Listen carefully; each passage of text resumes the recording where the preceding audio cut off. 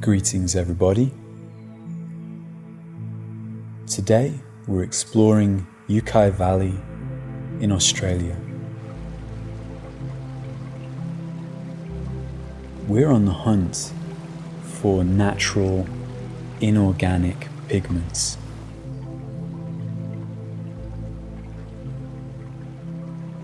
We're looking along the shoreline and riverbeds of this creek for some colourful stones that we can turn into paint.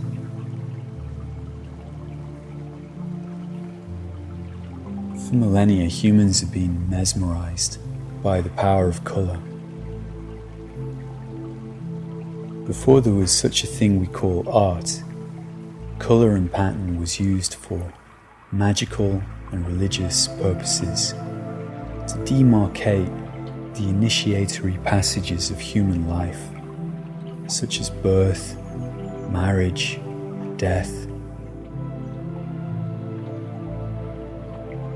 They use things like carbon, ash, blood, and colourful stones such as these that you can find in riverbeds all around the world. These inorganic pigments are minerals made of iron, manganese, copper, substances that decided what colour they are 1 million years ago, so they're not going to change their mind soon. That makes them excellent in terms of light fastness and archivability. These natural umbers and ochres are the workhorses of traditional oil painting. If we think about artwork that's previous to the 20th century, 90% of the work was done with these cheap, highly available earth pigments. Yellow ochre, raw sienna, raw umber, and their burnt versions, which is when they're cooked without oxygen. So we're looking for stones that are fairly soft, taking out a bit of sandpaper and seeing if the colour comes off easy and retains saturation.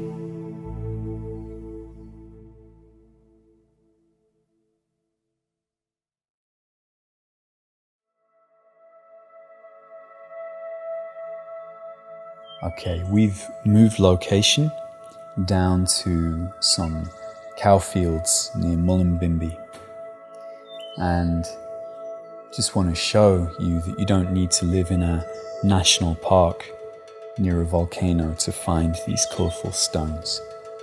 They're all around the planet, and if you don't live near a river but you're in the mountains or near the sea, you might want to try looking for veins of colourful rock in cliff faces. One thing that we need to emphasize is that you need to be able to crush these stones up. If they're too hard, our paint will be very granular.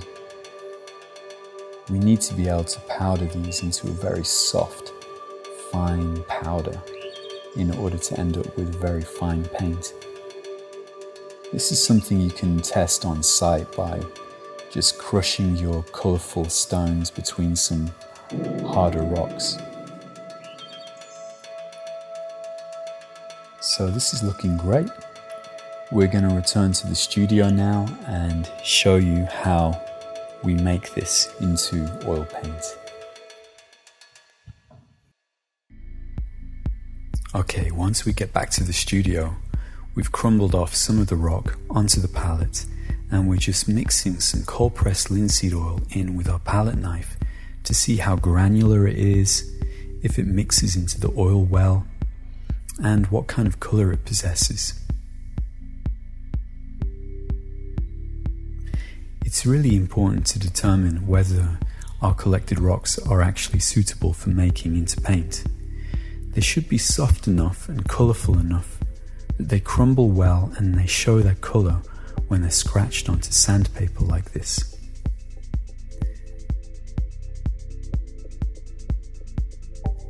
So now we're breaking it up and adding it to a mortar and pestle, and we're going to pummel it into a fine powder.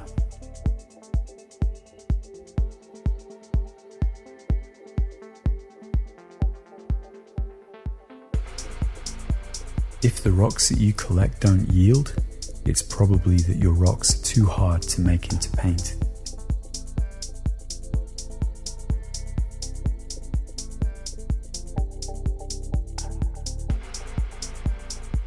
Right now, we're passing it through a sieve in order to capture any of the rocks that are too hard to break down.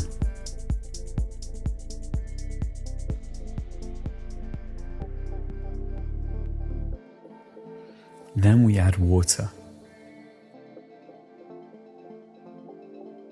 We're using the water to grade our pigment.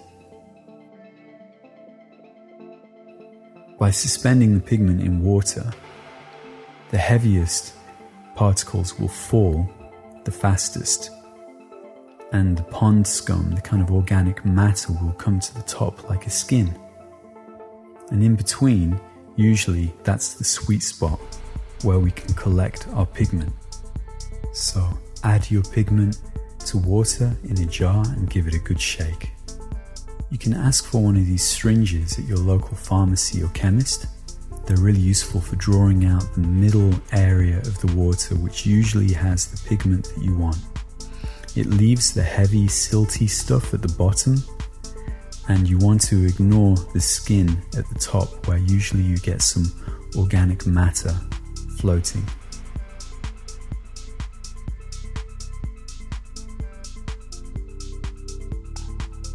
Then we pour this liquid into a baking dish and leave it in the sun or in an oven on low temperature to dry it out. You'll end up with a dried riverbed, and you can scratch that off the bottom of the baking dish and put it in a jar and just store it for as long as you like. This is your pigment. Right then, we're going to make oil paint. So we have here some cold pressed linseed oil, and we have the pigment we've made. Now we're going to make this paint on our palette because we're going to paint with it straight away. But you can use a piece of glass or marble. So we'll make a little pile here, and you can see a little indent where we pour our oil because we don't want to make it too wet too quickly. This is a glass muller. The bottom of the muller has been sandblasted to give it a bit of tooth. So you press the oil into the pigment and you go clockwise and then counterclockwise and mix it in. And if it's too dry, add a bit more oil. The longer you go with this process, the smoother and the finer your paint will be mixed. So don't skip on your effort at this point.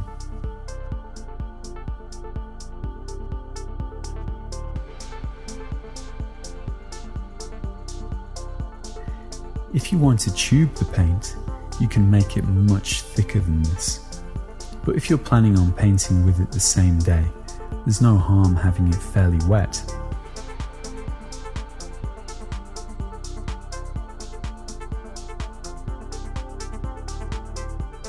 If you want to make it thicker, you just keep adding pigment, saturating the oil with more and more pigment.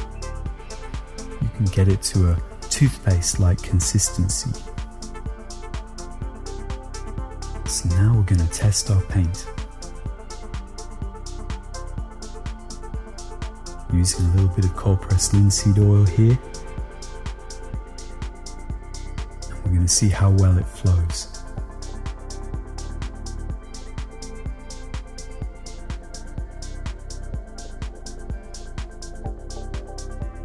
Beautiful.